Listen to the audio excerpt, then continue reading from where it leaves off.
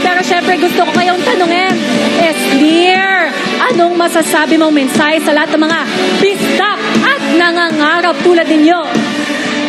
Ang masasabi ko lang first of all, good evening, y'all! Yes!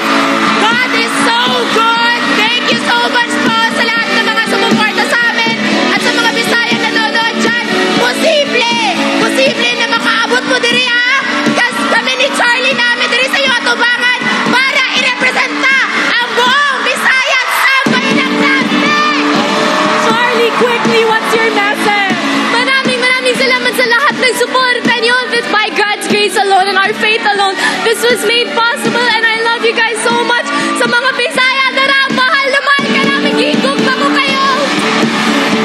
Speaking of love, Eslir,